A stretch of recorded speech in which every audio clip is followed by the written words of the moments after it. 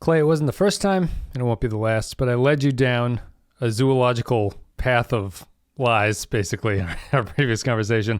Mm-hmm. Apparently, the primate Xindis are the human-looking Xindis, and the other ones are called arboreal, I guess, or sloth Xindis, I suppose. But needless to say, I was confused. So maybe you're closer to calling them werewolves than you are primates, but you learn something every day, I guess.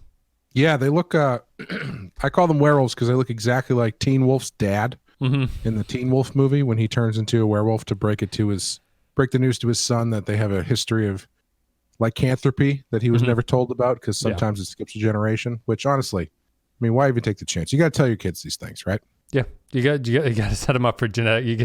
They charge you $1,000 to do genetic counseling anyway at this point when you're pregnant, so they might as well tell them then that they've got werewolf blood. But primate, I mean, I guess it makes sense. They can't call them human Xindi or humanoid because it would make no sense that they would know that. So they call them primate, but it's just, I don't know. It seemed weird. Anyway, we're here to talk about The Shipment, which is the latest episode of Star Trek Enterprise. So we're going to play a clip from the episode, and then we'll come back and we'll break it down. Hemocyte can be used for any number of purposes. I don't make a habit of asking our clients what they plan to do with it. Maybe you should, because this batch is being used to create a weapon to exterminate my people. What? I want to know where the weapon is being built and when it's going to be ready. I don't know what you're talking about. I'm not leaving here until I get the answers I need. The Shipment is the 7th episode of the 3rd season. Came out on October 29th, 2003. It is 8 out of 28 in the Xindi Crisis arc, written by Chris Black and Brent V. Friedman, directed by David Straighten. In universe date specifically, not known, it's 2153. In this episode, Enterprise discovers a Xindi mining outpost where components of the Xindi weapon are being assembled. The Shipment is a batch of stuff that sounds similar to Ketracel White. It's called Comacell or something like that. Chemogen, something like that. I'll look it up as we're talking. It is, I don't know. I guess this episode is we're going to let you know that Archer hasn't lost his mind episode in this arc, I guess. I don't know. But what do you think about this one? Well, first of all, I was just thinking about how there's a secretly dark subtext to Teen Wolf. Because do you think there's a whole subplot that they never get into about the dad torturing himself over whether or not to tell his son that he might be a werewolf? It's the prequel, right? It's like George Lucas will be brought in to prequelize his struggles as a Teen Wolf dad, but not yet a dad. Yeah, like you got to have that. I mean, think about that before you're going to have kids, I guess. But anyway. Irresponsible not to, really. I think this is probably my favorite episode of the season so far. Really? Wow. Yeah. Why? Because I think it's the first one that actually dealt with some of the messy grayness of the two sides in a way that I found interesting. Mm-hmm. There's a nice scene with Archer. One of the first scenes where Archer and the werewolf guy talk to each other, I thought was really good. I think I know that actor, but I don't know who it is. The voice sounds familiar, but I couldn't place it by name. I could take or leave the worm gun plot line. Sure. That probably remains to be seen where that's going to go. But I thought this was closer to the kind of stuff they were doing on Deep Space Nine than this show has gotten for me. Interesting. Yeah, because sometimes what's funny about the recording, a little bit of inside baseball, is that sometimes I watch the episode, right? And I don't know if you have this happen in other shows and things. Probably more shows like Rotten Horror where you're sort of shepherding the whole thing. But I watch the episode and then I think about it after I've watched it, right?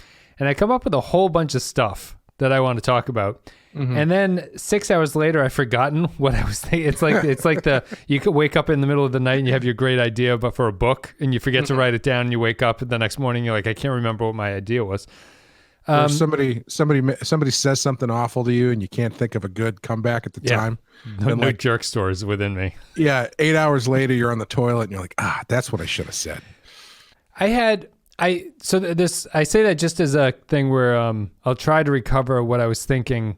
But I know that what I was thinking was that this episode to me is a good example of why the show is not Deep Space Nine, really. And, interesting. Okay. I find this to be a pretty generic episode of Enterprise. I think that it's unique to the season in that the entire episode is Xindi based. So there's no Star Trek subplot that's like leading the way that they then get Xindi information out of after that. Sure. So I don't mind that.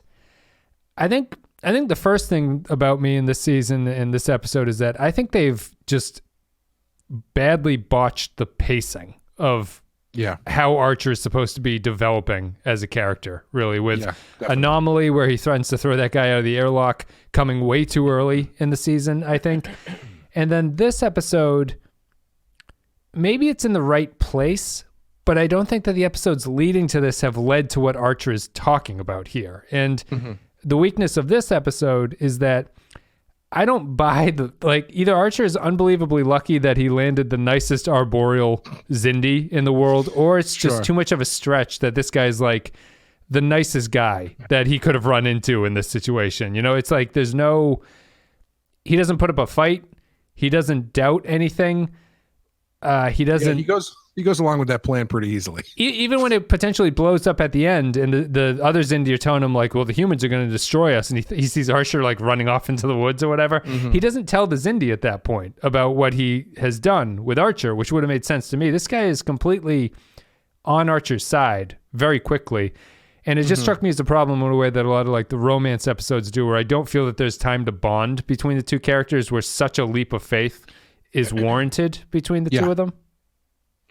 Yeah, I think that, I didn't mind it because I didn't think that he was.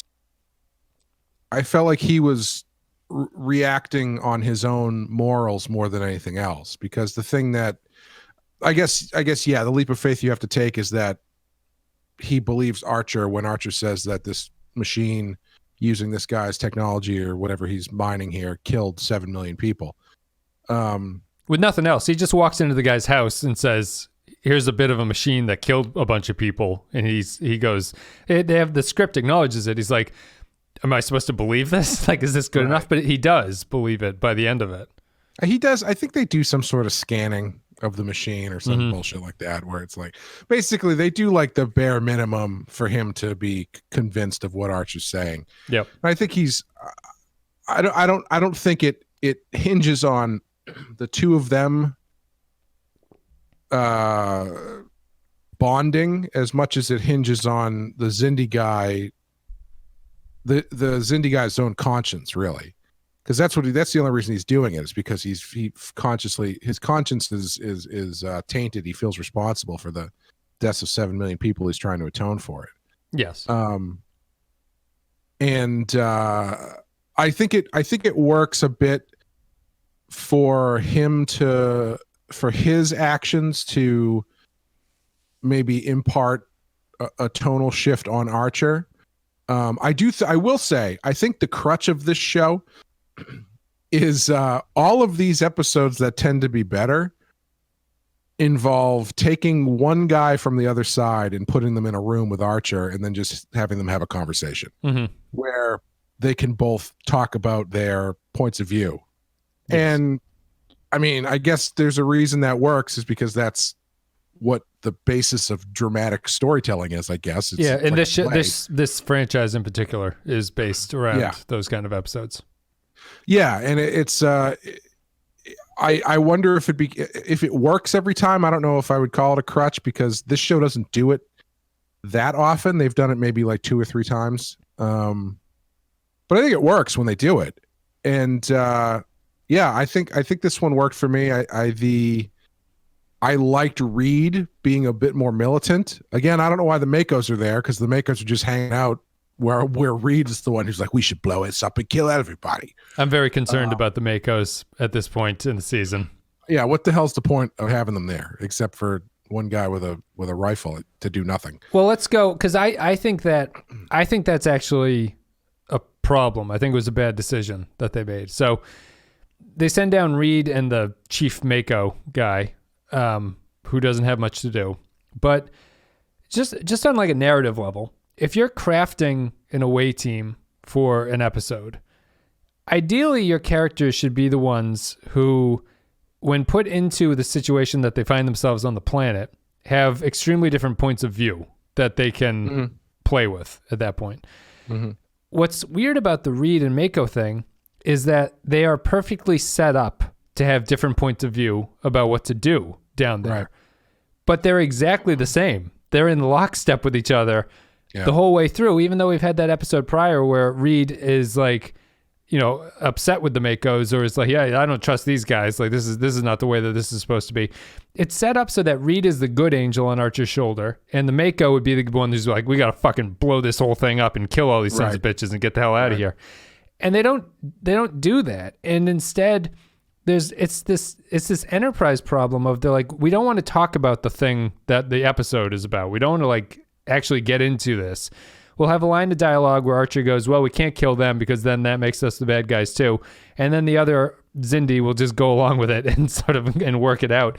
I find it different from DS9 because where all the shows have been dealing with these sorts of like ethical conundrums or questions of humanity or whatever, DS9, I feel like, consistently did it in a way that I appreciated where they got, even if I expected them to go where they got. And sometimes DS9 would actually not end up in the place that you expected it to, and it was like, wow, this is kind of an interesting episode. I'm thinking of Wrong's Darker Than Death or Night, the one where Kira goes with the time crystal back into time and sees her mother is slept with Ducat and all that stuff. At the end of that, Kira is angry with her mother for it, which is a interesting choice. Anyway, Enterprise's problem, and I think that it's going to lead to bigger problems with this whole Xindi arc, is that I find its morality and its ethical conundrums to be like second grade shit. It's like, I find it like either lazy or patronizing, I guess, because the moral of this one is, hey man, not everybody who is of a group thinks the same way. And Archer, a grown adult, goes, you know, not everybody who's of a group thinks exactly the same way. I just think that DS9 as a show would never stoop to such like a low level thing as the like the outlook of the episode. I think that they went in more of a like humanistic and reality based outlook. You know, it's like, there was the thing about the Cardassians, not all Cardassians do this, but at least it gave you some, it's like depth of character to the Cardassians. Like Garrick is still a murderer, but he's like a nice Cardassian and things like that. And this guy is just, yeah, I'm the nice Xindi. Not all Xindi are bad, except for the reptile guys. Those guys are all bad to a T, so don't trust them. So it's this weird thing where the episode I'm a nice Xindi, but I'm also extremely racist towards the reptile Xindi. And it's just this other conundrum where, I'll throw it back to you, but it's like the lesson of the day is that you can't judge a book by its cover, and that not all Xindi are bad Xindi. However, the reptile Xindi and the bug Xindi are clearly bad Xindi. So within the Xindi, there are species that are just bad Xindi. And that completely shoots in the foot the argument that the episode is making, which is that you can't judge a book by its cover. Because even the arboreal Xindi, you're like, oh, these reptile guys, god damn it, you can't trust them as far as you can throw them. And it's like, what are you talking about? You just told Archer that you didn't have to do that. So I think it's just confused as an episode of TV or an episode of like storytelling, I guess. Well, you know, I don't think that the choice that what they have Archer do is necessarily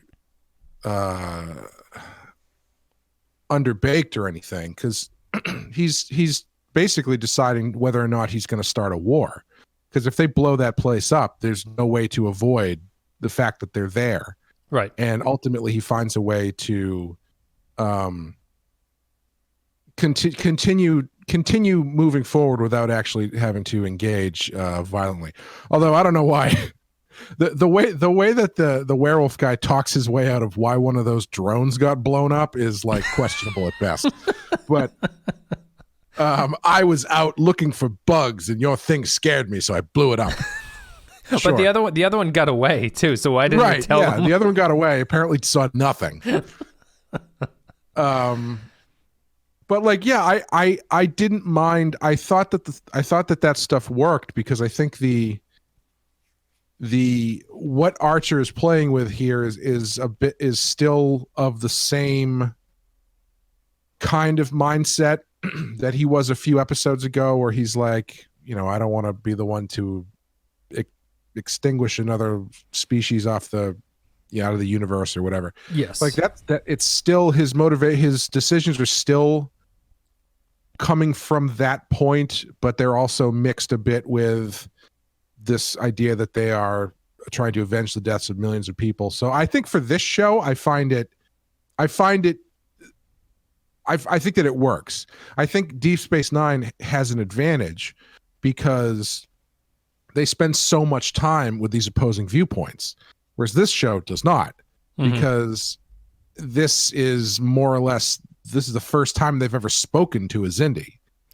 But I guess the problem comes for me from the angle that, like, say Archer at the end of Extinction, he keeps the virus because he doesn't want to wipe out that species. And he's like, I'm above this. I'm not going to wipe out that species. This one, he is, not willing to, he learns to not judge a book by its cover or whatever the appropriate metaphor is for, like, not all Xindi are bad Xindi. I feel that Archer comes to his lessons in a way that feels like it's preordained. He has to get to that point of understanding. I don't feel that the episodes themselves really explore why Archer should feel this way. And there's, like, on a technical level, it's because so much of fucking Enterprise episodes are running through the forest with guns. Like, there's just no time to really get into stuff like that. But, this is what they do in this episode is basically they put, if you're going on a 9/11 allegory, you thought that the Xindi were Al-Qaeda. This one reverses it, where Archer is potentially the terrorist actor because he's like, I can blow this place up if I want to, and I'm a small guerrilla cell, and they're not going to know what's happening. It doesn't really get into that at all. Like, there's no... I just feel that they're sort of lazily approaching this 9/11 allegory, and it's not really an examination, maybe because it was made too soon after 9/11. It's not really an examination of anything. It's just that we know this Starfleet captain like Archer has to act this way. He's going to start off really mad, and he's going to eventually, we know that this season has no other way to end except for Archer and the Xindi reconcile, right? Like, that's the only way that this can get. So he's going to realize that his whole thing is he's going to start mad, learn more about the Xindi, and then become friends with the Xindi or something like that. So along the way, I just feel that Archer hits these beats that are a little bit divorced from the story that they're telling, and he acts sort of inappropriately, but in the grand scheme, it kind of makes sense, but it's not really, like, Anomaly happened way too early. I think that this one is just... He's not realizing what seems plainly obvious to me in the first place. It just seems very low intelligence in some ways, that Archer is just not very thoughtful about these things. And when you have something like the War on Terror, it feels like a childish take on the War on Terror or something. It's like a kumbaya kind of take on it. I just find it a little bit depressing, because I think DS9 would have done better with the material by actually getting into what those ideas came from. Like, the Cardassians are Nazis, and they treated them that way, and they were afraid about people liking Dukat too much because they made Dukat actually a fully realized character before they fucked him up in the final season. But the Xindi aren't that to me. They're just these guys, and I think that it all falls apart somewhere along the line. I've been talking a lot though. Well, I actually don't read the episode as a judge, you can't judge a book by its cover thing, because I don't think Archer ever really has that change of heart, because he's not coming at that he doesn't come at the Xindi being like, you Xindi piece of shit, blah blah blah. He's essentially explaining to this guy what his people have done. I think, but he's angry at him. He holds him personal. Yeah. He's angry about the thing, but he's like, I don't think he comes away thinking that he misjudged the Xindi or anything like that, because I think I read it more as the Xindi guy realizing and what the cost of his research was and what the role he was playing in something he didn't even realize he was playing a role in. But isn't Archer's thing there to realize that not all Xindi are the same? Really, like he comes in with the anger of, you must know what you're doing, you must be responsible for this, and the guy goes, well, I just live on this planet. They gave me a contract and I made some stuff. I understand Archer's anger and thinking that way, but it's a simplistic lesson to me that, yeah, I guess this guy didn't know what was going on, and not all Xindi are bad. I feel that that's Archer's main takeaway, along with the guy, the other Xindi, sort of telling him his lesson learned, that he doesn't want to be responsible for it. But I do feel that Archer realizes something about his prejudice towards the Xindi in this episode. Mm-hmm. Yeah, it's possible. I think the tough thing is that Archer's being played at such the same level that I feel like they have him keep making the same,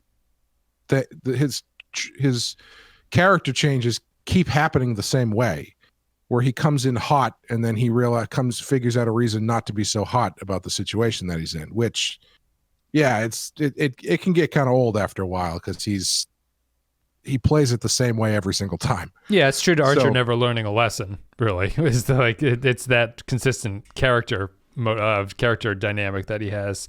I think that ties into the bad pacing of his character.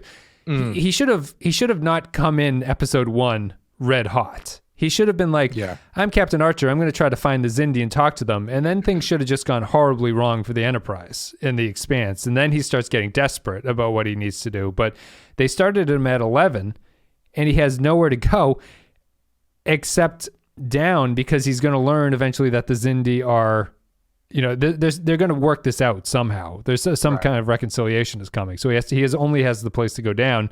And it just feels like you're on the wrong side of the narrative arc there. There's no escalation. It's all just him coming down, and it's not as satisfying as if things were getting worse for them.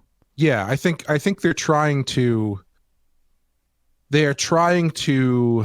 synthesize that by having like a 2 steps or 1 step forward, 2 steps back kind of thing when it comes to learning information. So it's like this episode, they find out where that shit's being made, but that's not really the weapon. That doesn't really give them what they want, but they put the tracker on the ship, but then the ship jumps to light speed or goes through a boom tube or something, and they can't track it anymore. So it's like, I hated that, honestly. Yeah, sorry. Yeah, whatever.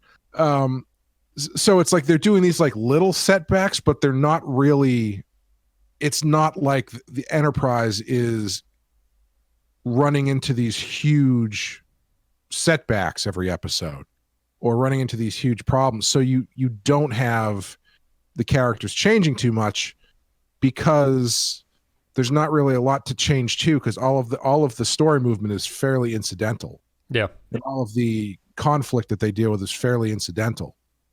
I actually thought it was really funny that this is the first episode of the season, I think, that had a previously on thing. Mm-hmm. Yeah. And it was like just to remind people that they were going to this planet. Very strange previously on. Where they got the information about the planet, it just felt totally unnecessary. Yeah, I was expecting the blue mind control device, whatever the hell that thing the crab guy had was. I was expecting, because they show that thing again. Yeah. So I was expecting that to come back somehow, but that didn't matter at all. Yeah, it's a weird callback for something like they couldn't have covered that in a line of dialogue where they're like, we finally made it to that planet where we were told that they were building the gun. Yeah. Like, Reed has that line about Hoshi's psychic friend or whatever. He's like, remember when our psychic friend told us to come here? That was fantastic. So yeah, it's the arc. This never feels like it's getting going, because like you're saying, it's not, the pacing of it's really weird, because it doesn't even really feel like there's that much pacing to it. No, because they are in this weird position where they can't have the Enterprise do that much, because they have to maintain the fact that nobody knows they're there. And so you can't have them come into contact with the Xindi and escalate things that way. But you also can't have them doing too much shit behind the scenes, like blowing up refinement factories and stuff like that, for the same reason. So they're kind of in this holding pattern where they have to do these small character stories that some work better than others, but they all seem to move the story forward in the same way. Mm-hmm. So I think that's why they feel kind of unsatisfying. I mean, do you think, again, for everyone listening, I'm unfamiliar with the Xindi arc. I've not seen this season. Are what they doing a reversal of what someone would expect from a 9/11 allegory with Starfleet as the good guys? Are they making the Enterprise potentially the terrorist actor who is going against, because the Xindi are interesting. Like the Xindi are almost America in some ways because they are a bunch of different states that exist together as a group. And they all have different opinions. Except for the bird ones. The bird ones are all dead. The bird ones are Puerto Rico. Well, the bird ones are dead because we see what happens. They didn't know this. However many years later, they forgot to learn this lesson from the Xindi people. Why you shouldn't put a bomb inside the planet. Yeah, that's the Klingons didn't learn this. It's coming up. We know what's going to happen to Kronos when that bomb finally goes off. That did answer that question from the first episode when they got that Xindi prisoner and he told them to go to that place and they got there and it was rubble. The plan was gone. So I guess that's the Xindi homeworld. I don't know if that was a last minute troll job from that guy where he's just like, yeah, you want to see where my homeworld is? Go here. I don't know what his intentions were. I don't know I can't remember if they say how long he's been locked up there or if at the end. Not 100 years or whatever, right? I don't think he's been there that long. I don't know. Yeah, I'm not sure why they did that still, but sorry, I cut you off. Well, is there potential for that? Yeah, is there potential for the Enterprise somehow works itself into the position of they have to be like guerrilla fighters who are against a larger entity, and the entity that they're fighting thinks that it's defending itself by fighting back. I just think that if that is what happens, that's an incredibly ballsy take for like a year after 9/11 came out, that you're going to invert that. That's why I don't think that they're doing it. But I don't know. Could you see it going that way? Is that possible? Is that a good idea? I think I would know about that if that were to happen. I think I would just hurt. I think Star Trek Enterprise would have been on the same shit list as the Dixie Chicks. That's right. Would have put Drowning Pool and the Dixie Chicks in Star Trek Enterprise. Yeah. I mean, I think that would be a very interesting way to go. I don't know. I can't honestly see that happening realistically, but because if you think about it the other way, that they're not doing that, then you are getting a episode here where it is the idea that America was attacked by Al-Qaeda, and so now everyone thinks that Muslims are bad. And so then you sent these guys over to the Muslim nation, and they meet a nice guy. Some of them aren't. A lot of them aren't involved with this at all, or have any idea what's going on. And so I could see it being a much more simplistic thing like that, where it's like, not everybody over there is trying to kill you or whatever. Yeah, I think that's what they are doing. Mm-hmm. I think my problem stems from, maybe this was more timely back then, but I'm pushing 40 now, and it just seems it's a frustrating dodge of a topic to have, right? Like, say when 9/11 happened and there was an increase in anti-Muslim outlook, right? What percentage of people, if you ask them on the streets, would go, every Muslim is a member of Al-Qaeda? I know that they exist, but do you think it's like bigger than 10%? Is it like 5%? Oh, geez, I have no idea. I don't think it's that's not to speak to subconscious bias that definitely exists even in people who would say, no, I don't think that. But no, but I think I think that for like an event that was so complicated as 9/11, the takeaway where there's like this whole, global thing at play about like this jihadist religion that is like, believes in murder will lead you to the afterlife. And it's like the impossible enemy because they can kill themselves and it's a victory for them. And it's got this whole global, like, nations working together. You're not fighting a state. You're fighting these like independent actors who can just sort of move and get passports and come into the EU. They can come into America. You can't stop them. It's this kind of religious belief, religious fervor.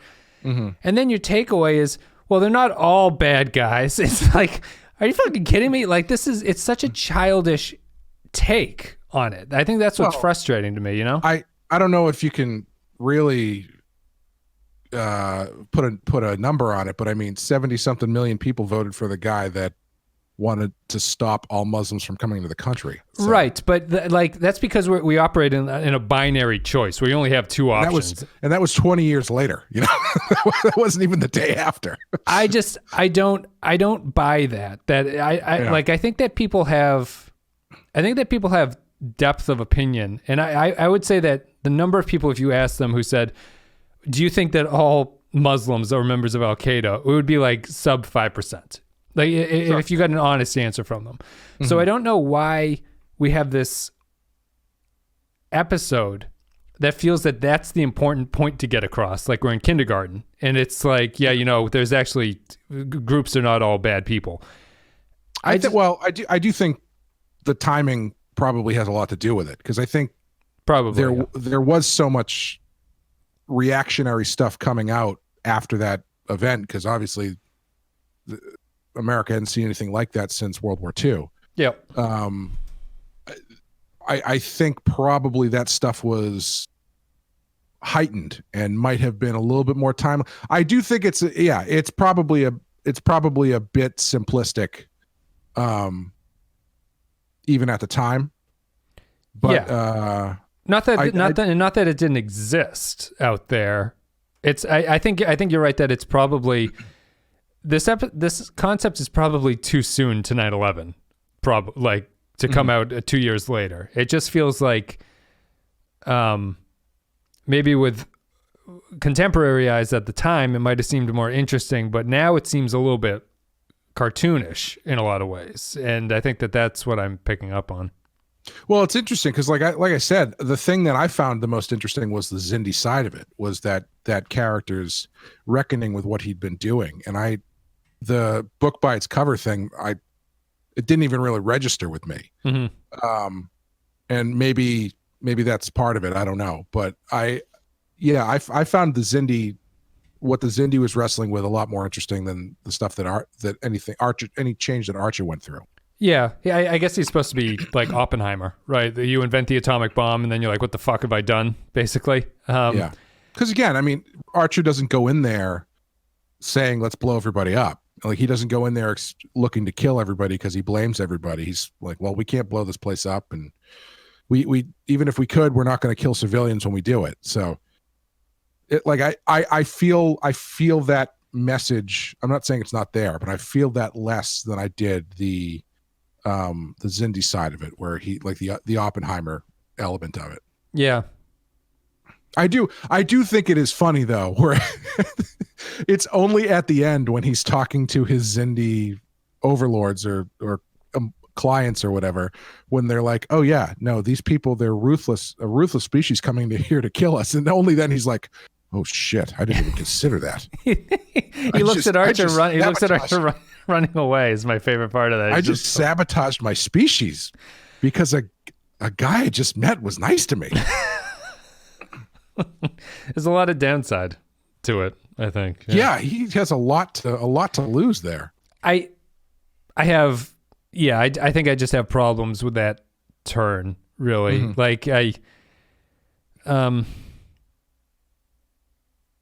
don't know where else to go with it, but the other thing I was thinking is sort of tangential. We were talking about Prestige TV on the Discord channel, mm-hmm. and people were sort of defining what they think about Prestige TV. And this is just another angle on what I think my problem with the episode is that in the Discord, people were sort of coming up with rules that make a prestige television. Like, it's after this period. It's typically a serialized story. It's usually shorter seasons, stuff like that. Kind of a technical outlook on what makes a show prestige, quote unquote. And I was thinking about it. I didn't recognize it at the time, but I think that this episode made me realize something that what I consider to be prestige TV. Prestige TV was the first set of shows that I can remember where characters would talk to each other and possibly lie, but the show would not have the character acknowledge that they had lied about it. So it was basically TV for adults, where, because I remember watching The Wire being very confused the first time when it came out, which is in early 2000s, because I was like, well, that character, he said he wasn't going to do that. Why did he do it? And it's just more, it doesn't end the episode with the character going, the reason I lied is because I have to do this to get this job promotion. It's more realistic and you glom onto it. And I think that that's a big factor of prestige TV, where Tony Soprano is a terrible character, but he thinks he's a nice guy. He's always, his good deeds are always undone by the horrible stuff that he has to do. Walter White is, and it leads into audience confusion, where Walter White is seen as a good character or a good person by people because they don't understand that, because the fact that he doesn't get up and say, I'm an arch villain at this point, that means he's the good guy of your story. And Enterprise, and everybody hates his wife. Everyone hates his wife who's trying to hold everything together. Yeah. So what's happened to Enterprise is Enterprise came out at the same time, right? But Enterprise is totally lacking any nuance that those shows had. And I'm not saying this is trying to be prestige television, but this is trying to handle a topic that is more nuanced than what the show is capable of doing, which is delivering Archer, giving you a soapbox thing to stand on. I just think that it's another thing about bad timing. It's like it came out at a point where shows were really developing their writing and really getting good at what they were wanted to do and weren't so obvious. And this just feels like you have a great concept and a great idea, but unfortunately Archer has to just make a friend and get over it. You know, it's just kind of like, wow, that's a real letdown. And that's the only other point, the other angle of attack I had. Yeah, this show, this is probably going to sound really, really negative, but this show kind of feels like when the Monkees started writing their own music.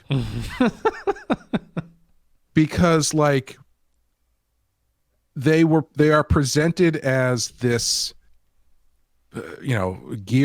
machine banging out music from better songwriters, and they're putting out these pop hits and stuff, and then all of a sudden they're like, well, we want to be taken seriously as musicians, so we're going to start writing our own stuff.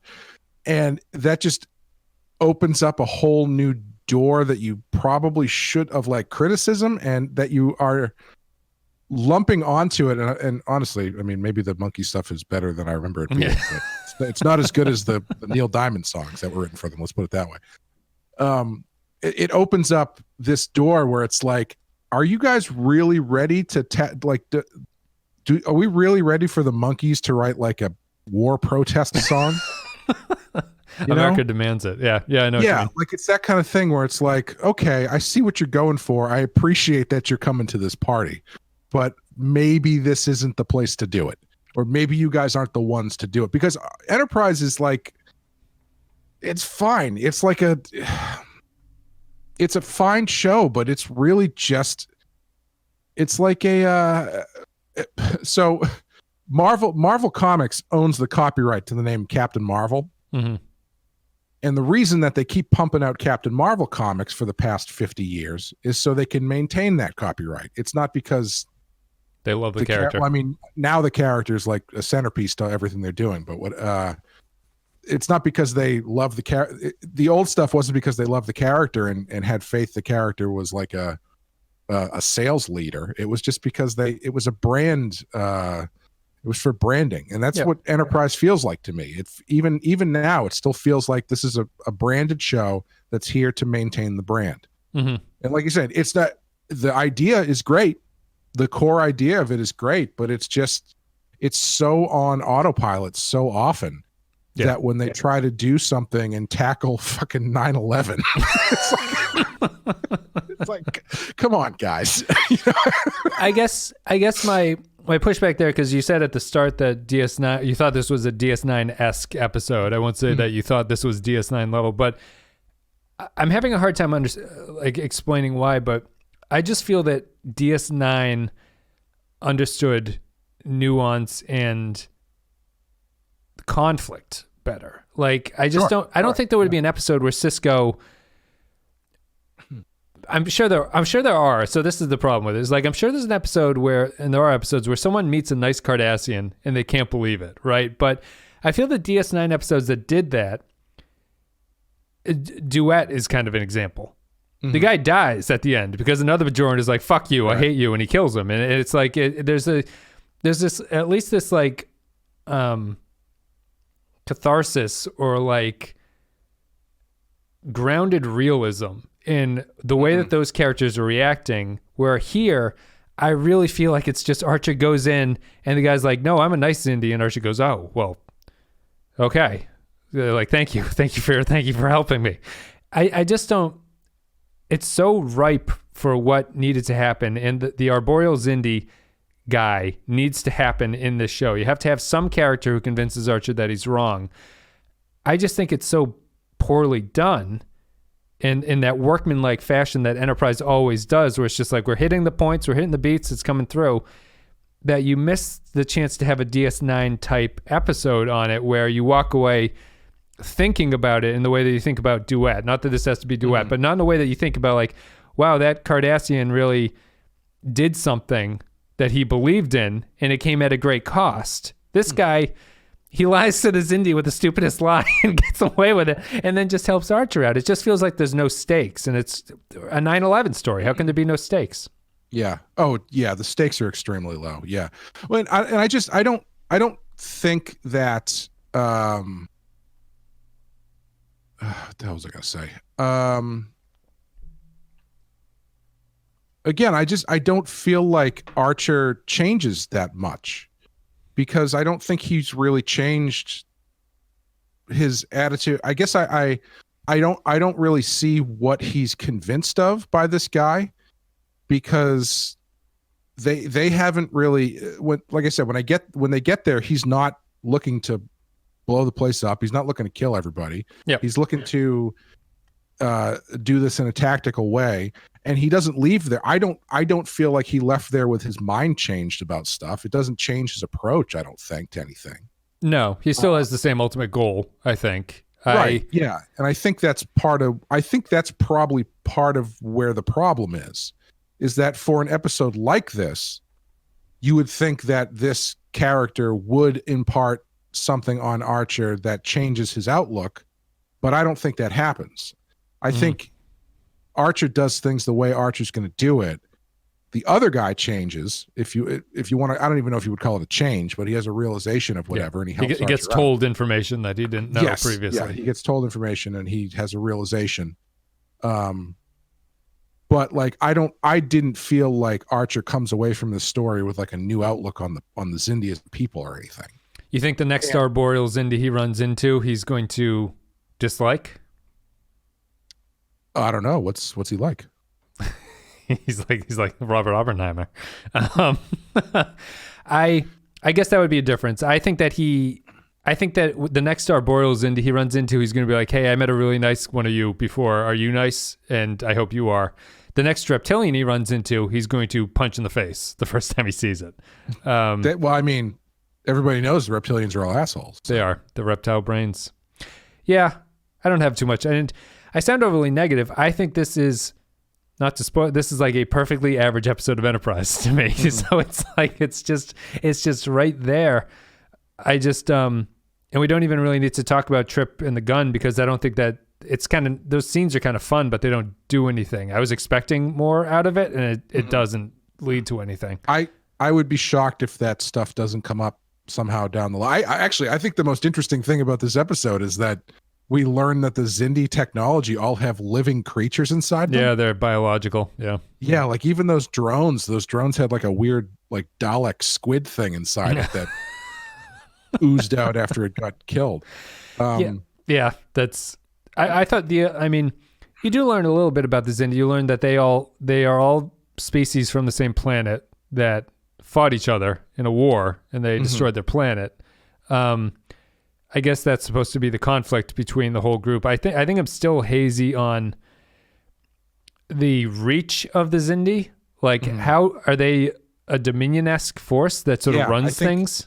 I think that's remains the biggest problem with the season is I don't know what they do. Right. Or how, or where they're doing it, why they're doing it, or how are the Xindi like feared in this? Or are they even close? Expanse? Right. Does anyone know? No one seems to know about the Xindi. Archer asked everybody, "Have you heard about the Xindi?" And they say no. But they've run into like 2 of them. Yeah. But also this. Go ahead. The arboreal Xindi. You also get the sense that while they have the council scenes, which are all the species talking to each other, this guy seems to be on his own planet doing his own thing, working for the Xindi at the same time as he is a Xindi. You know, so it's like there's not a. I just don't understand the institutional structure of what the Xindi are supposed to represent. He's making like it is. If you really want to take a step back, it is kind of really difficult to believe that this guy who basically it's like pulling aside a guy who works for like Lockheed Martin, and informing him that he's building, showing him a picture of a blown up mosque in Baghdad or something. Yeah. And then he's like, oh my God, I didn't realize the work on rocket propulsion in missiles I was doing was being used to build weapons. Right. It is a little bit whatever, but that your mileage may vary on that. He has some line where he's like, he calls it like the asbestos of the 22nd century. It's like, it does everything. You put a little bit of this shit in your coffee, it tastes fantastic. You put it in a bottle, it blows up. I mean, I guess that's, your suspension of disbelief can work with that if it's like whatever they're refining is not something that is only used for weapons. It's used for like everything. It just also happens to be used for weapons. No. I think he also has a line where he's like, I knew when they requested 99% pure Ketracel white that it was going to be a bomb. Should have built him a nuclear weapon out of used pinball machines parts like Doc Brown. I think the Xindi just feel so ill-defined to me. It's weird because they're like overly defined, but they're also undefined. Yeah. Because they've got those, we see the different species that make up the Xindi. We see that they are in conflict. We see that some of them are like more dickish than the other ones, but their place in the universe is very vague. Yeah. I don't know if the story about them warring with each other, is that supposed to be like the catalyst for why they decided to strike out against the humans? Because it's like, we already lost one planet. We can't, if there's even a one to, crib. Yeah. There's a Cheney or Rumsfeld that said, if there's even a 1% chance they're an enemy, we have to take it as an absolute truth or whatever. Mm-hmm. Or Batman says that about Superman. Yes. Very timely movie from Zack Snyder. They because they're dangerously close to the Dominion in a lot of ways. If it's a xenophobic thing, that's basically the Dominion. They've just copied them over into the show. At least the Dominion had an ethos. They did. These guys don't. We want to destroy things before they hurt us, which the Xindi feel they are supposed to be going in that way. I can't believe that they do. There must be something else to it, but I don't know what it would be, because otherwise they're just a carbon copy of what the Dominion are. Yeah, and I think that's the thing is, like, we don't, as much as they're not really moving the Xindi story forward, because the stuff that we are learning about the Xindi is not like consequential stuff. Yeah. Like, we don't know what the Xindi plot is. If there is one, what their deal is. It's just, they're kind of like, they're the MacGuffin for the season is, we got to find the Xindi.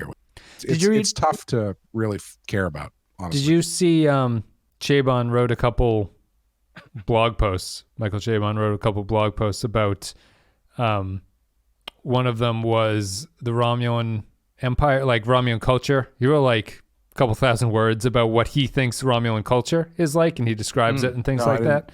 I think I saw it going around, but I didn't read it. It's interesting. But it's probably similar to this in that it's not plot, and it doesn't help you understand anything, but you're like, I have a great understanding of how the Picard series. It's like I have a great understanding of how he thinks the Romulans are, but it doesn't help the Picard series plot in terms of like this didn't add anything to it. I feel that it's the same for the Xindi. I know all their back of the baseball card stats, but I don't know if this is a guy I can trust to hit the ball right now. You know, there's no sense of what they mean as a people and what that means for Enterprise, I guess, is the basis for that. So you don't have any sense of their powers, or you don't have any sense of their reach, you don't have a sense of what their plans are. Yeah, world building is great, but if the world building you're doing is not being reflected by the story decisions of the world that you're building, then what's the point? We'll wrap it up. Yeah, I agree. We'll wrap it up there. We'll play a clip from the episode. We'll come back, read some patron thoughts, give our final thoughts about the Shipment. I don't think it's an unreasonable request. It doesn't concern you. It concerns all of us. We've learned there's a threat to our people. What kind of threat? A ruthless alien species. If we don't act, they'll destroy us. Thank you very much for listening today to the podcast. It was the Shipment. We covered it in depth for the past 50 minutes. Thank you very much to our patrons for supporting us. If you want to go to support us, you can go to patreon.com/thepenskyfile. It's the best way to do it. A couple bucks a month, you get extra stuff. We talked about Iron Man last month. We revisited the TOS episode, The Ultimate Computer. This month we have Predator and the Tholian Web revisit for Star Trek. So if you're interested in Arnold Schwarzenegger and aliens, you can listen to our Predator stuff, join the Patreon. I mean, I know Real Ripe, Real Rotten has been kind of on hiatus, but is that not, that's got to be one of his highest rated, right? I think it's high 80s, but T2 is his highest, I think. Oh, okay. Mm-hmm. Oh, no, Terminator is. I think Terminator is 100% on Rotten Tomatoes. Yeah. I'm still looking forward to doing End of Days. So yes, I know we should reboot Real Ripe. It's just who's got the time for these things? But Predator, well, you know, once we're done with Enterprise, we've got nothing else to do. That's right. Unless we ain't hit that goal yet. If you go to Patreon, it's the only way to get that full cure. We'll have so much time doing one Voyager every 6 weeks that we'll want to do something else. Unless if you don't want to hear us cover the best and worst of Danny DeVito movies, then throw some cash at the Patreon. Patreon.com/thepenskyfile. Special thank you to our captains. I was just gonna say, honestly, who are we kidding? There's like 8 new series coming out. We're gonna be doing this till we die. Yes. Special thank you. You can help pay for the funeral. Special thanks. Go to Patreon.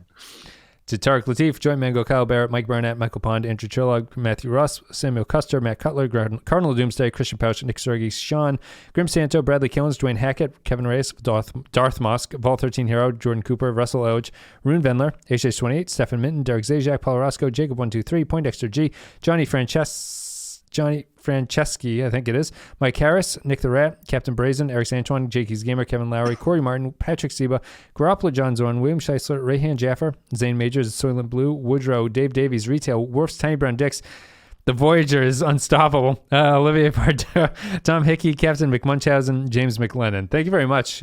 I know I always make fun of the number of names, but it is much appreciated. I do have a question about the specifics of this, because we're going to do Voyager. It's not just, as we said, it's not just a plane breaking thing. It's like, as long as we're up at 900, we'll do Voyager, right? Yes. So does that mean if we let's say we hit Voyager tomorrow, do we bail out of Enterprise and start Voyager? Or do we have to, it's not this debate and switch where it's like, we got to get to 900, but we have to stay at 900 through another season and a half. We hit it just before the climactic episode of the Xindi arc. It's like, oh, and now we're going to Voyager. We'll see you later. I don't think so. Like if we bail out, we start Voyager, and as soon as it dips off, we jump back in Enterprise. It's just because I know people maybe might mishear that. I don't think that will be the case of what we're doing. We'll continue with Enterprise. Your support is much appreciated. And you're gaming the system that way is probably a bad idea. It's to wait for Voyager. But Voyager, I thought you were going to go in a different direction. Like, how do we maintain, is it if we dip below 900, the goal, what happens to Voyager coverage at that point? Well, that too, yeah. We have to hash that out, I think, because that is something that would be concerning. All right, let's get to this. Patron thoughts. Thank you, patrons, for all your support, as always. Very kind. I have to assume you're not just doing this just for Voyager, and that you actually do enjoy the content at this point. Actually, Shipment. most of our money comes from the guy who played Chakotay. Yeah. It comes from 7 of 9's cat suits. Matthew Ross says, the shipment, that 30-second... My brain is fried when we record late at night. I can't read. The 36-second recap was really not necessary, and I found it distracting. I suppose it's about illegally processed uranium and how tough Archer is, and then it kind of turns into the bounty by being able to guilt an alien to helping him. The strange organic rifle was cool, and I half expected Phlox to eat the worm thing. Why is Archer now going on every single away mission? The Xindi at this point feel very mustache-twirly despite their avian story. It was fine. 3 canisters of chemosite. It's chemosite out of 5. Chemosite. Sounds like balding medicine. Lone Ranger branded drink. Oh, yeah, that's good too. Jakey's Gamer says, the shipment. Archer's character turn continues and the enemy becomes more humanized. Clearly seeing some reaction and commentary on the aftermath of 9/11 in this one. The scene outside between Archer and Reed and the scenes with Archer and the Arboreal Xindi are really well done. Overall, not bad. 3 out of 5. I did like the Arboreal Xindi. I think that he's well acted and well played. Yeah, I thought the script didn't serve him as well as the performance did. I like that they all wear 3 belts wherever he's from. Yeah, it looks like very uncomfortable alien makeup. Just doesn't look like a well-conceived thing. All the Xindi are kind of rough, except for the human ones. Nick the Rat says, the werewolves betray their own for the pinkskins. I love the Xindi guns are rigged to blow when you use them and not when you rip the worms out. Archer scowls, Trip wants revenge. Hoshi does something. Pineapple Boy tries to be the voice of reason. T'Pol wiggles her eyebrows. Phlox does something reassuring, but in a cautious manner. I think I saw Mayweather. When did they start punching Nazi lizards already? I remember there being more of that in season 3. 2 out of 5. Royo says 2 or 3? 2. He gave it a 2. Oh, really? All right. Royo says, despite being the captain of a starship, a trained diplomat, and despite losing every fistfight he's ever been in, it didn't involve a prisoner tied to a chair, Archer decides to personally lead a commando raid into what he believes is a weapons factory. Because this facility has no security and is completely unguarded, this place should have been the perfect target for all those pirates and slavers we saw in the previous episodes. So much for I'm certain you've noticed this is not one of the friendly regions of space. Archer decides to deploy those diplomacy skills by taking a refinery engineer hostage, chuck a piece of probe at him, and accusing him of being a mass murderer. Despite Archer's only evidence being a chunk of metal that does not seem to even remotely prove any malfeasance, he somehow convinces the Xindi via Stockholm Syndrome to betray his own people. Episode contrivances aside, this episode feels like it has more world building in it than all of season 1. A 2 out of 5. Yeah. He convinces the Arboreal Xindi quite well. He's Robert Oppenheimer, though. He's built it. It is also really interesting. Like, you got the make. Why do the make? You go into a weapons depot and one Mako goes with you. Again, obviously, you're not trying to start a war, but I mean, what the hell are they there for? I'm concerned about the Mako. I think that the show could potentially not do anything with them and just inserted them into the show. I haven't seen, there's been no building towards a mutiny or anything from them. Yeah. Well, if this was coming out today, we would already have been told that there is a Mako spin-off show in the works, which is why they happen to show up in this one. Until that main, you don't get that until the main Mako gets tossed into a wormhole and has to go back in time, though. There's even a thing where you think they're going to get into it and the Mako says something, and Archer's like, is that your professional opinion or something? He yells at him, and then the guy goes, no, I'm just giving a tactical analysis of it. It's like, I don't understand, again, why Reed and that guy were sent to just go along with Archer on everything. Mm-hmm. Why? I don't know. It's just bad. Conceptually, it's just bad. They have to be antagonistic towards Archer, or Archer has to be towards them, or they have to be towards each other. I just don't understand them going down there. Here's an interesting idea. What if do you think this would work better if the themes were relatively the same, but you sent one Mako down to case the place? And so he's the person who interacts with the werewolf guy. And so you've got the point of view of a military guy dealing with this person who is not involved, as far as he knows, with creating a weapon of mass destruction. He's just pulling the stuff out of the ground. Yep. Well, I think you have to. I think you have to have a. I would have done Archer and a squad of Makos go down, and it becomes borderline a mutiny down there when the Makos are like, we have to blow this place up. Yeah. And Archer doesn't want to do that. It's crazy to me that like that contrast in character is right there, and they have never used it. I know. Yeah. And like the Mako in this one, Reed is the one who wants to blow the place up. Yeah. It's the Mako's just there for the ride. Like, I don't get it. I don't understand why you put that element in there if you're not going to use it. Yeah, that's what they've been in the past couple episodes with Mako. They've just been the guy with a gun who's with the away team, you know? Yeah. Yeah. I don't know what they're doing. Either that or they're making jokes while they're having lunch or whatever. Yeah. Yeah. Their introduction was great. The Hoshi lunch thing, and then Reed being like nervous around them and things like that. Just, I don't know. Cerulio says, overall, I like the Shipment because it makes the viewer realize how diverse and dispersed these Xindi actually are. I wish the Xindi arboreal miner was a little less naive about where the chemosite was going. If he had known that the chemosite was going towards weapons production, but thought it was being used to make conventional weapons instead of a WMD, I think there could be an interesting story beat. I'd like to have seen him come to grips with the scope of the Xindi attack on Earth when he had rationalized that he was only helping to build torpedoes for ship defenses. They could add another minor character who occasionally argued about selling chemosite for weapons production to have a I told you so moment to increase the miner's turmoil. Strong 3 out of 5. It's a good solution there. He knows what he's doing, but not aware of the scope. Latte Librarian says, Reed calling the psychic alien Hoshi's friend is rude since the alien tried to kidnap her. The head sloth Xindi is a lot more trusting of people who showed up to his house with guns than I would be. Trip to Paul and Phlox all working on the Xindi weapon together was the best part of the episode. Who wants to take bets that there is a threesome fanfic already out there? 3 chemosite canisters out of 5. Sorry, a threesome with who? Phlox, T'Pol, and Trip, where they're working on the weapon. Phlox has been angling for that the entire season, so it's what he wants. That does seem like his end game, yeah. Fishing out his little phallic worm. All right. Next down, Vault 13 Hero says, the Shipment, I really find it hard to believe that there are no defenses or satellites for the planet that's building the weapon to save your entire species. Also, no one locks or even closes their doors on this planet. I didn't like the shaming of Gralick by Malcolm. Looks like he lives alone. He's still searching for love. I digress. It's a good episode, comparatively speaking. 3 sub-quantum imprints out of 5. Malcolm's only calling that out because that's also what he does. And I know. He doesn't want to be called out as being a loner. He recognizes him from the same Facebook group.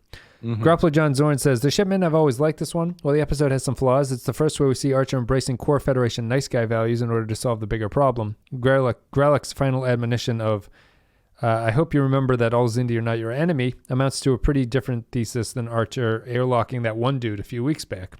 In context of both the season and an exploration of anti-Islamic attitudes in 2003, it's a satisfying progression. Also, Angry Archer demonstrates enough nuance in this episode to serve rather than detract from the narrative. I wonder if Vincent Schiavelli sold those Echo Papa drones to the reptilians. Oh, that's a good callback to the TNG Arsenal of Freedom episode. I get that reference. 4 out of 5. Last comment. I have no idea what any of those words meant. Kyle Barrett says, the Shipment, I see this episode as the first true test of the Xindi storyline. So far, each episode has pushed the serialized narrative forward, but has also relied on a generic Star Trek plot to ground itself, Exile being the perfect example. The Shipment, however, is all Xindi all the time, and it's pretty damn good. We get more information and context on the Xindi. The storyline finally makes the timely but also timeless point about all Xindi not being the enemy, and this is probably the best use of Reed so far. My only issue is that Trip complains about not having an asteroid to test the weapon on when they are hiding behind a giant fucking moon. Yep. 4 tasty-looking organic gun components out of 5. Can't shoot the moon. They were hiding from the Xindi ship, right? Is that why they're supposed to be hiding they're behind that moon that entire time? I think so, yeah. Thank you, patrons. Playing a little fast and loose in this one with scanning technology, I think. Yeah. Thank you, patrons. Thank you very much for your thoughts. Thank you for supporting the show at patreon.com/thepensifile. Clay, what are you going to give this one? I'm going to give this one a 4. Oh, okay. Because I think ultimately what it is to me is it's the first one that feels like they are taking a realistic attempt at dealing with this Xindi story. And I think they do a pretty good job with it. As Kyle was saying, all the other ones have been just like Xindi elements, kind of background to regular Star Trek things. But this was the first one where I felt like, okay, they're trying to do something here. Whether or not they're gonna continue to do that, it remains to be seen. I don't know. The next one might be about T'Pol getting stuck inside a closet or something. I don't know. Go ahead. I'm going to give it a 3, I think. It's a low 3 for me. I think it's fine. I think that like it's typical Enterprise fineness for me. Everything is there that you would expect it to be, the Xindi story and everything like that. I think that the plots work well together. I don't think there's really a problem. I think this episode has to happen. There has to be this moment where Archer makes this realization. I'm mostly looking at this, and perhaps it's unfair, but I'm looking at this mostly through the context of this is the last Star Trek show. Therefore, it's the latest, and it's the Star Trek show that had the most Star Trek in front of it that it had to concern itself with. Right. And coming out in an era where TV was changing, I have to imagine at the time, if I was watching this live, I would just have to think, this seems really simplistic at this point. This is like so childish in some ways. I just come back to the point of, it's obviously a good lesson to understand that not all people share the traits of their groups, and that it's better to judge people for their individuality and things like that. However, it's a lesson that doesn't make sense in context, because they are fighting a group called the Xindi that are trying to destroy them. There's like a common binding there, and it's not that it's irrational or anything. I just think that Archer's realization is just not nuanced enough there for this to make a lot of sense, especially when the reptilian Xindi are clearly evil and the arboreal Xindi are good, but they're all considered to be Xindi. I just don't think it has anything to say about... It just takes that very moving the goalpost point about bigotry and applies it in a situation where I just think it's the last concern about anybody really. I don't know. It's strange. I don't think that this episode is particularly thoughtful in those ways. And it's surprising because of how late it came out, and you think that things would have changed for the show at this time, but it just felt like it was a typical Enterprise episode to me. So a 3. I'm surprised that maybe I'm not that surprised, but if you see HBO like cranking out The Wire and Sopranos and Oz and all this kind of stuff, and you have something like Star Trek, which is on its last legs, clearly. Nemesis has just come out. I think Nemesis came out in season 2. The tank. I don't know why more of these companies don't think ahead a little bit and be like, hey, what if we let HBO make a Star Trek show? I know. Yeah. These guys seem to be making pretty damn good TV, and we are not doing that currently. So what if we give them... Sell them the rights. Yeah. Sell them. Yeah. Take some cut of it. Yeah, I don't know. I mean, or just copy it. You know, it's like this just doesn't seem like that one episode where Archer, T'Pol, and Trip just walk around looking for something in sickbay, and they only say "fuck." That's the only dialogue in the scene. Archer and Reed chase down 2 Xindi in the woods, and they shoot them, but they just get stuck in the woods overnight, and it's extremely cold. I don't know. The Vulcan pressure point technique gets very graphic. I feel like I haven't made a good case defending my point of view in this one. So I think that I'm prepared for people to disagree with me, which is fine. But it's let's see if I can sum it up better in this last sentence. I think that for all the Star Trek that came before this, Archer's lesson here is not good enough, and therefore it kind of takes away the reason for the show to exist. Really, it's like if you like, there's I've already learned these lessons in 59 million better Star Trek episodes. Sure, I know this lesson. learned it from elementary school as well.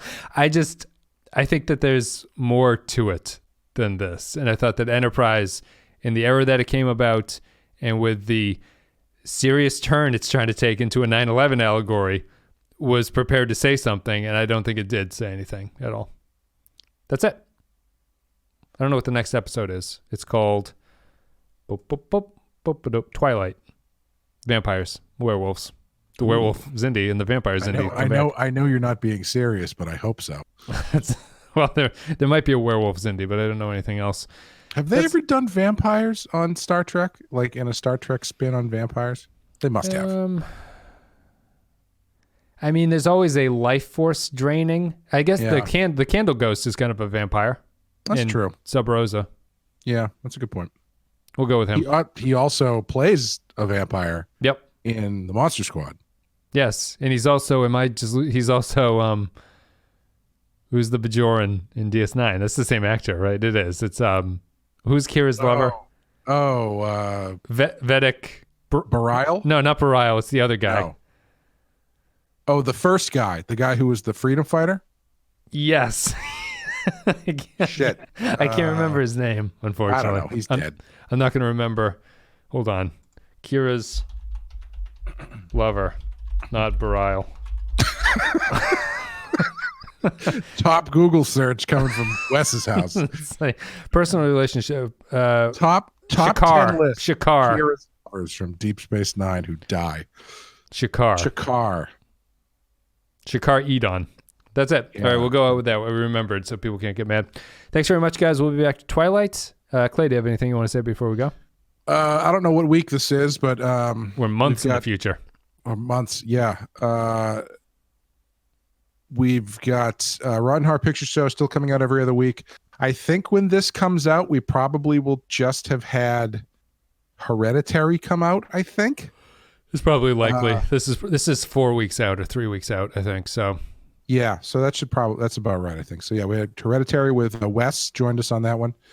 And our continuing coverage of the Friday the 13th movies will continue in April with Friday the 13th, the final chapter, which is highly regarded as being the ultimate Friday the 13th movie. So that's going to be a good one to talk about. Nice. Join us. Number 4 out of 12. Yep, the final chapter, number 4. Third of a way. Mm-hmm. Thanks, guys, for listening. Thank you for supporting the show. Patreon.com/ThePenskyFile. Otherwise, we're done. Thanks for listening to this very long podcast. See ya.